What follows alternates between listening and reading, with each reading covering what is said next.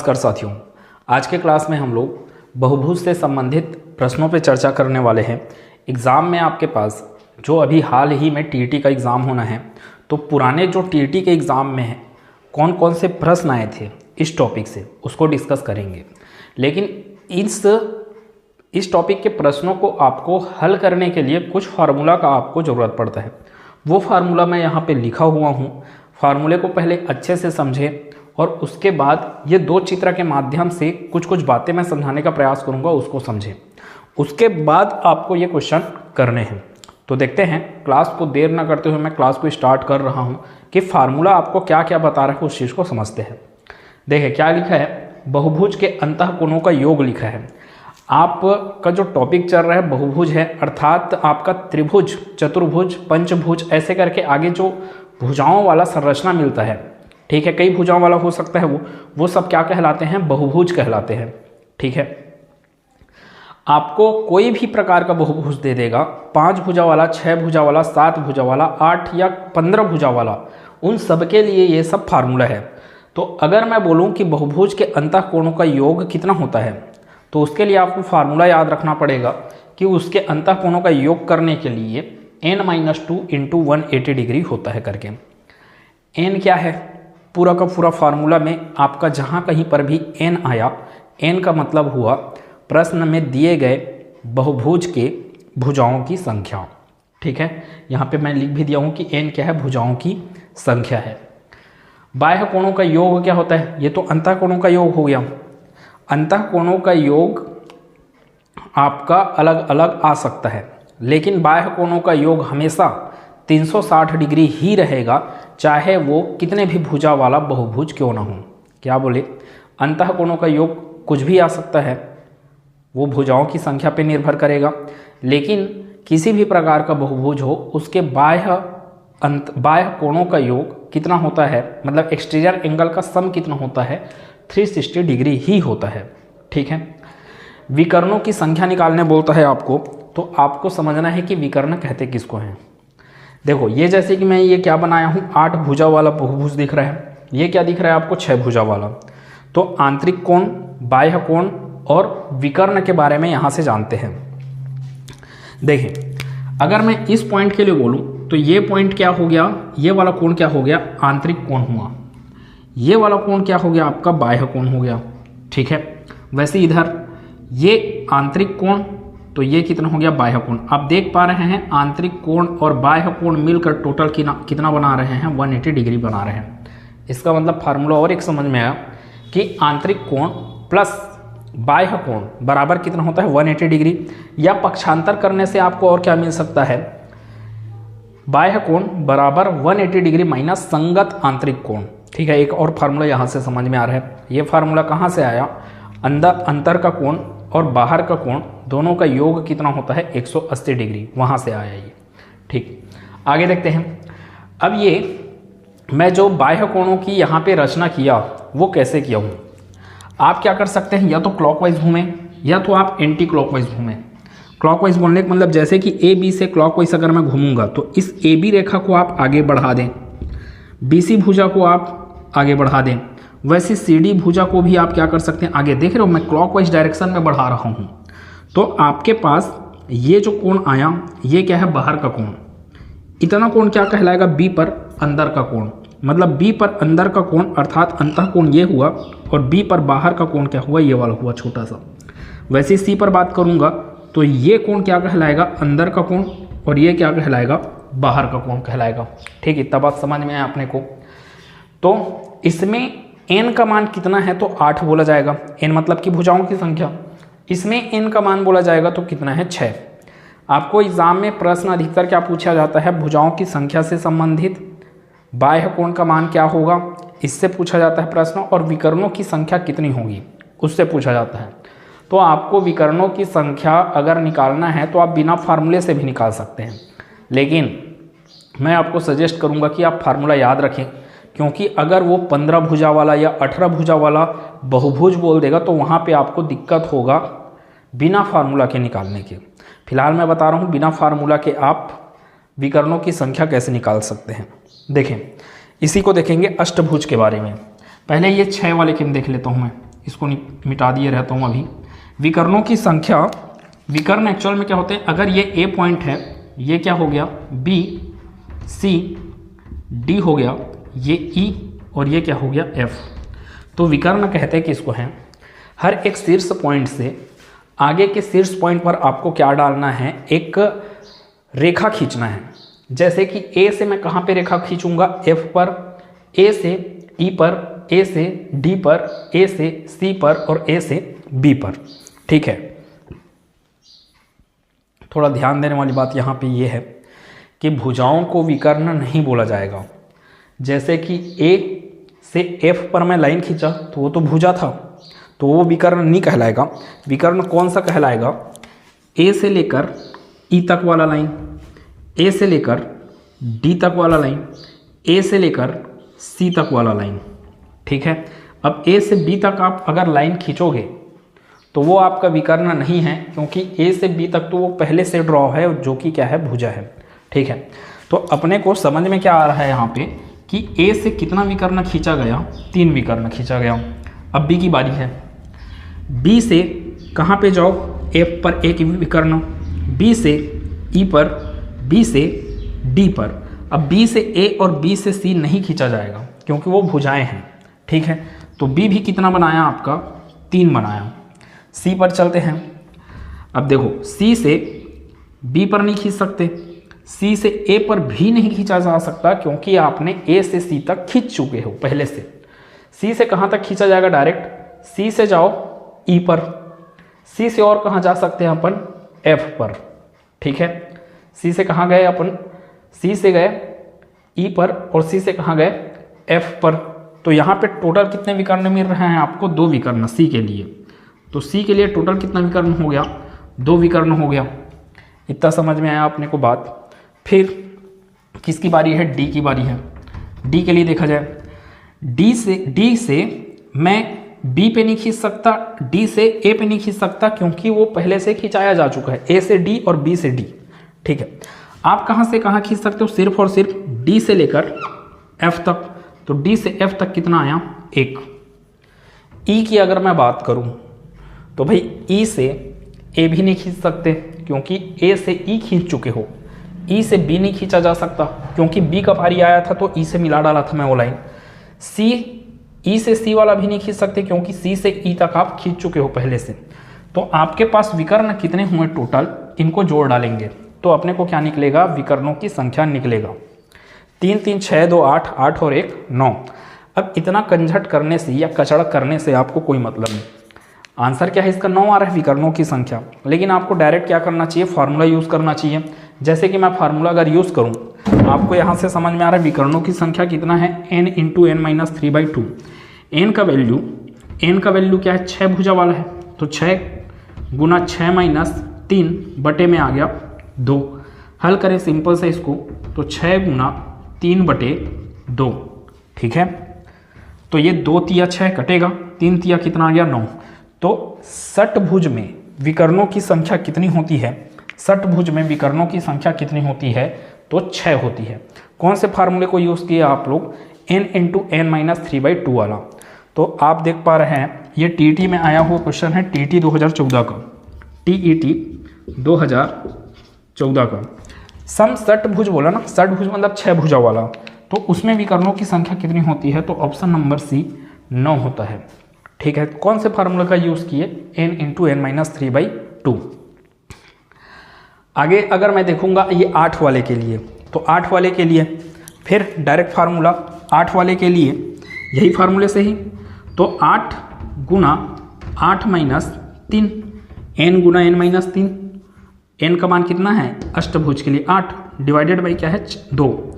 तो ये कितना जाएगा, 2 चौक 8 और ये कितना हुआ 5, तो 4 पंचे 20 विकर्ण मिलेंगे आपको। किसमें, 8 भुजा वाले बहुभुज में विकर्णों की संख्या कितना मिलेगा आपको, 20। फार्मूले से ही डील करें चीज़ों को, आपका मेन काम है इस टॉपिक में फार्मूला को याद रखना। आगे बढ़ते हैं, तो आपको बातें समझ में आया फार्मूला में क्या क्या है।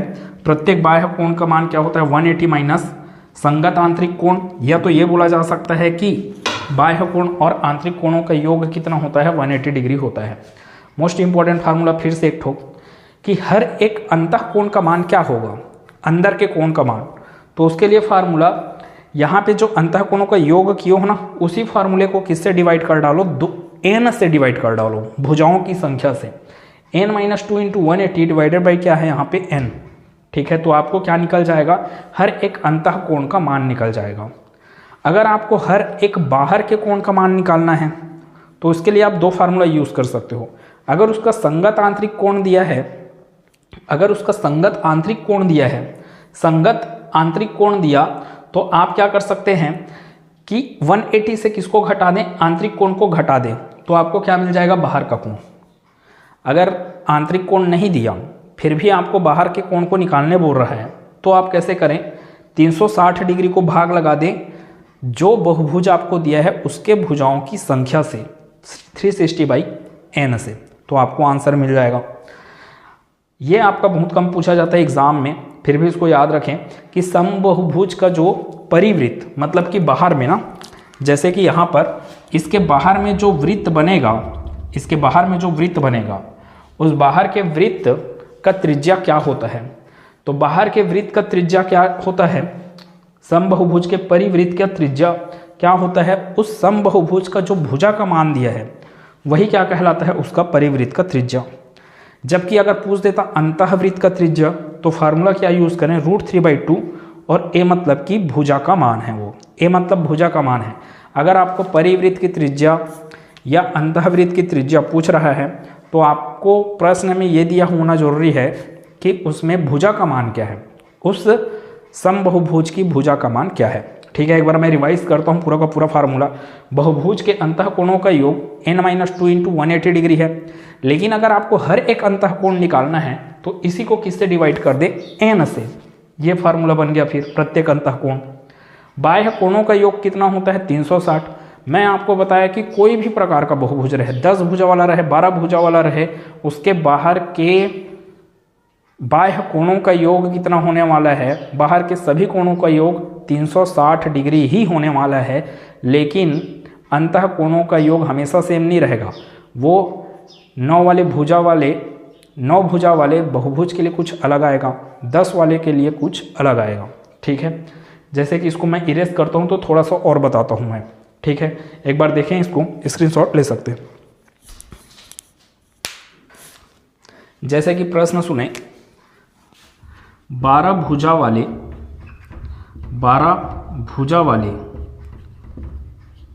बहुभुज, मतलब कि 12 भुजा वाले बहुभुज के अंतः कोणों का योग बताना है आपको, अंतः कोणों का योग बताना है, 12 भुजा वाले बहुभुज के अंतः कोणों का योग। तो अंतः कोणों का योग का फार्मूला आपको याद रहने चाहिए। अब आपको n का मान तो समझा दिया, n का मान क्या है, 12 है। अंतः कोणों का योग वाला फार्मूला क्या है, n - 2 × 180 डिग्री। आपको पेन चलाने की भी जरूरत नहीं, 12 - 2 कितना होगा आपका 10, 10 को गुना करना है किससे, 180 से, तो 1800 मिलेगा टोटल योग। कितना होगा ये, n - 2 गुना 180। n का मान कितना बोले, 10 n का मान कितना बोले, 12, तो 12 - 2 गुना 180 डिग्री। तो ये 12 - 2 मतलब कि 10 गुना 180 डिग्री, 10 गुना 180 डिग्री मतलब कि 1800 डिग्री होगा। क्या चीज़, 1800 डिग्री होगा। हर एक पूरे अंतः कोणों का योग कितना आएगा, 1800 डिग्री। लेकिन इसी प्रश्न में आपको पूछा रहता कि प्रत्येक अंतः कोण का मान बताएं, प्रत्येक अंतः कोण का, तो प्रत्येक अंतः कोण का मान क्या मिलता है, आपने जो n - 2 × 180 किया है उसको डिवाइड किससे किया जाना चाहिए, n से। इसका मान कितना आया है, 1800। तो 1800 को अगर आप n अर्थात यहाँ पे क्या समझ में आ रहा, 12 से आप भाग दे दोगे तो आपको उस 12 भुजा वाले बहुभुज का आप हर एक अंदर के कोण का मान मिल जाएगा। कटाएंगे इसको यहाँ से, तो ये कटेगा 12 एकम 12, ठीक है, 6 बज गया, 12 पंचे 60, ठीक है, फिर 12 शून्यम 0, मतलब कि हर एक अंतः कोण का मान कितना जाने वाला है, 150 डिग्री जाने वाला है। किसके लिए, 12 भुजा वाले बहुभुज के लिए। उम्मीद है समझ में आया होगा चीज़ें। अगर ये पूछता बाहर प्रत्येक बाह्य कोण का मान क्या है इसी प्रश्न में, तो कौन सा फार्मूला लगाएं? 360/n। n समझ में आ गया ना, 12 है करके, तो 12 तिया 36 और 12 शून्य 0, मतलब कि हर एक बाहर के कोण का मान कितना समझ में आ रहा है? 30 डिग्री है।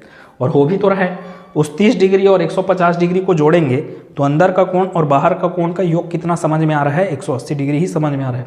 ठीक है, आगे के प्रश्नों को मैं अभी हल कर रहा हूँ, थोड़ा ध्यान से देखिएगा। तो चलते हैं, इधर के 2 प्रश्न हैं, तीसरा प्रश्न तो मैं बता चुका, ये 2 प्रश्नों को आपको हल करके दिखाता हूँ। प्रश्न को समझ में आना जरूरी है, बोल क्या रहा है, और उसके हिसाब से इक्वेशन बनाने आना चाहिए। यदि किसी समबाहुभुज में प्रत्येक आंतरिक कोण बाह्य कोण का क्या है? 2 गुना, तो बहुभुज में भुजाओं की संख्या क्या होगी? इस बार आपको n का मान नहीं दिया है, n का ही मान पूछ दिया है। प्रश्न को देखें क्या लिखा गया है, वो वाला प्रश्न है, उसका सॉल्यूशन। किसी समबाहुभुज में प्रत्येक आंतरिक कोण बाह्य कोण का क्या है? 2 गुना। तो थोड़ा समझें, बाह्य कोण को आपने कितना मान लिया? मान लो x, तो अंदर का कोण कितना हो जाएगा? अंतः कोण कितना होगा? 2x। ये मैं अपने से नहीं लिख रहा हूँ, प्रश्न में बोला है कि अंदर का जो कोण है वो बाहर के कोण का क्या है? 2 गुना। मैंने मान लिया बाहर का कोण क्या है? x, तो अंदर का कोण क्या हो जाएगा? 2x। अब मैं प्रॉपर्टी जानता हूँ, क्या चीज़? अंदर का कोण और बाहर के कोण का योग कितना होता है? 180। ठीक है, यहाँ से आप किसका वैल्यू निकाल सकते हो? x का।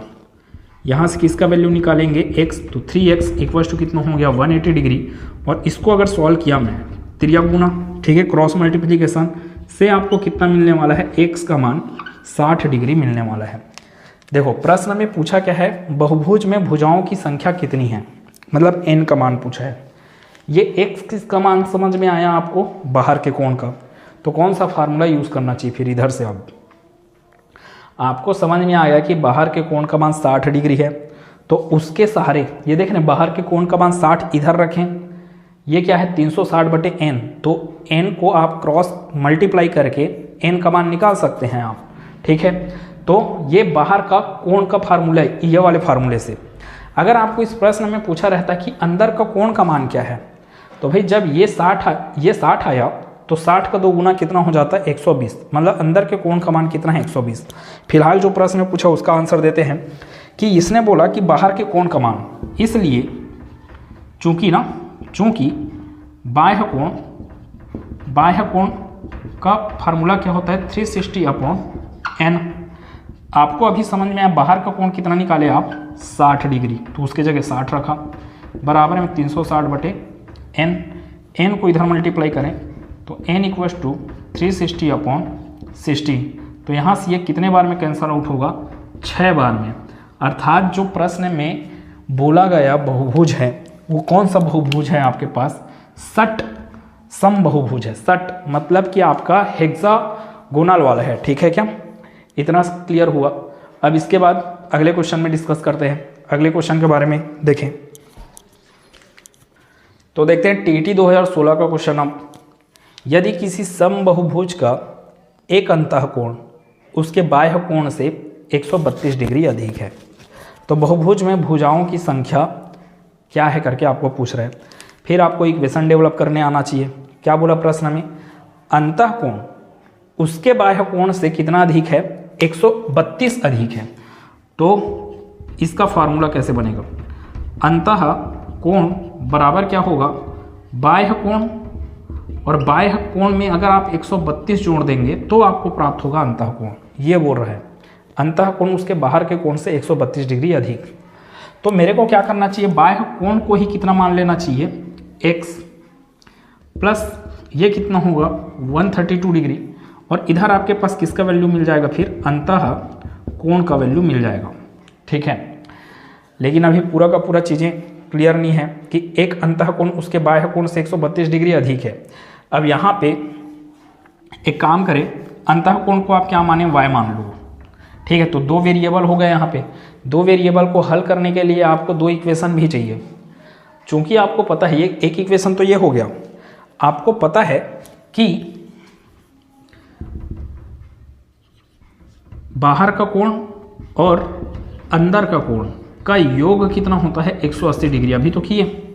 बहुभुज के आंतरिक कोण और बाह्य कोण का योग कितना होता है 180। अब ऊपर में जो y का वैल्यू ये निकाले हो, y की जगह में रखो इसको, ठीक है। तो x प्लस y का मान कितना है, x plus 132 degree equals to कितना हो गया 180 डिग्री। 132 उस पर जाएगा, x कितना हो गया 2x, ये उस पर जाएगा तो माइनस होने वाला है, ठीक है। तो माइनस हो के ये कितना देगा आपको 48 डिग्री, ठीक है। 180 माइनस 132 डिग्री अगर करें तो कितना आएगा ये 48। यहाँ से x का वैल्यू कितना आएगा, क्रॉस मल्टीप्लाई करने से x इसको डिवाइड कर दे कितने बार में 24 डिग्री में, ठीक है। तो आपको अभी क्या समझ में आया इससे कि बाहर के कोण का मान कितना निकल रहा है 24 डिग्री निकल रहा है, बाहर के कोण का मान, ठीक। बाहर का कोण है x, तो फिर फार्मूला कौन सा होगा, प्रत्येक बाह्य कोण का मान कितना होता है 360/n, चूंकि और बाहर का कोण कितना बोले 24, तो x बराबर क्या बोल सकते हो 360/n, ठीक। इतना फिर आगे जाएंगे अगर तो x का मान रखें 24 इक्वस टू 360/n, यहाँ से n का मान 360/24, ठीक है।